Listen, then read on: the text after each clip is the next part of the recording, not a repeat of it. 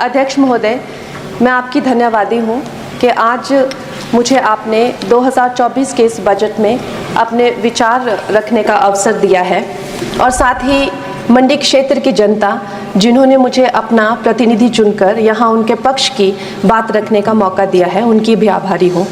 ये जगह मेरे लिए बहुत नई है, मैं एक नई सांसद हूँ, मगर मुझे इस बात का आभास है कि ये जो 18वीं लोकसभा है ये कोई सामान्य लोकसभा नहीं है।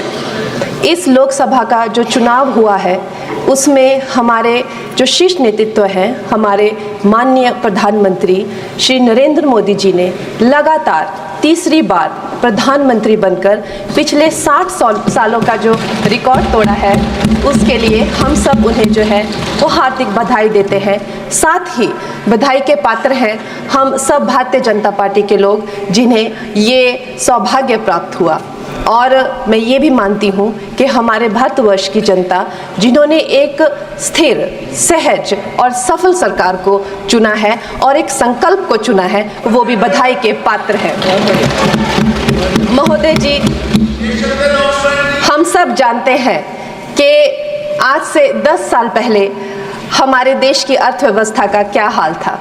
आज से 10 साल पहले हमारी संघर्षशील जो एक चरमराती और एक लड़खड़ाती अर्थव्यवस्था जो कहीं 11वें-12वें नंबर पर थी और सारा देश जो है उसको लेकर चिंतित रहता था, पिछले 10 सालों में वो अर्थव्यवस्था 11वें से 5वें नंबर पे आई है और बहुत तीव्रता से जो है तीसरे नंबर की तरफ जा रही है।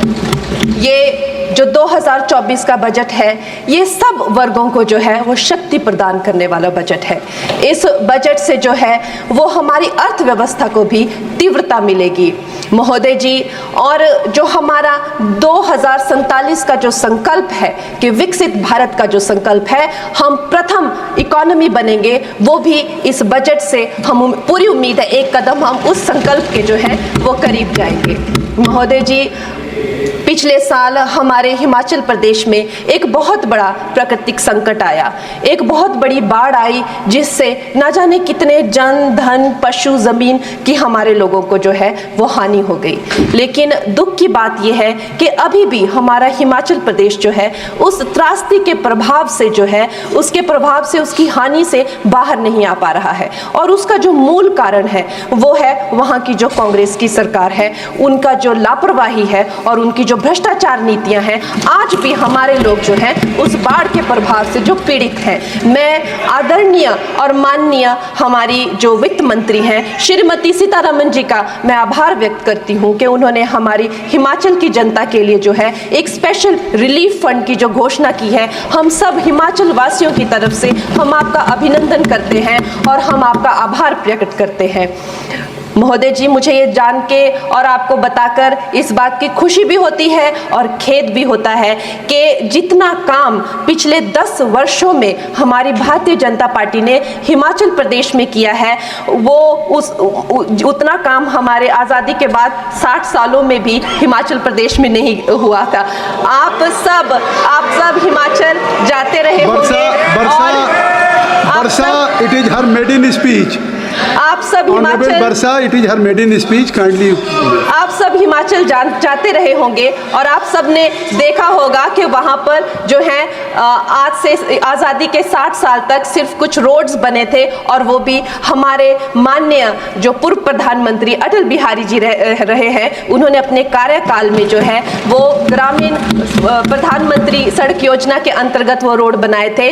लेकिन पिछले 10 वर्षों में प्रधानमंत्री नरेंद्र मोदी जी की सरकार ने हमारे क्षेत्र को जो है एम्स, IIT, IIM जैसे वैश्विक स्तर के जो है वो संस्थान दिए हैं और वंदे भारत जैसी ट्रेन को हमारे हिमाचल में पहुंचाया है। हमारे हिमाचल जैसे छोटे से राज्य को 3,500 करोड़ की लागत का मनाली कीर्तपुर जो है वो हाईवे दिया हुआ है, जिसमें माननीय महोदय जी 5 से ज़्यादा टनल हैं और 37 से ज़्यादा उसमें ब्रिजेस हैं। ऐसे वैश्विक स्तर की जो है हमें इंफ्रास्ट्रक्चर वहाँ पे मिली है और साथ ही पूरे देश के लिए जो एक बहुत ही अद्भुत इंफ्रास्ट्रक्चर मार्बल है, जैसे कि हमारी अटल टनल 9 किलोमीटर की जो वो अटल टनल है, विश्व की सबसे लंबी टनल है और वो एक सिंगल ट्यूब हाईवे जो है वो पूरे विश्व के लिए जो है एक बहुत बड़ा उदाहरण है। और उसके साथ ही 11,000 करोड़ के हाइडल प्रोजेक्ट्स हमारे हिमाचल प्रदेश को दिए हैं। अगर मैं ये सूची यहाँ पे रखूं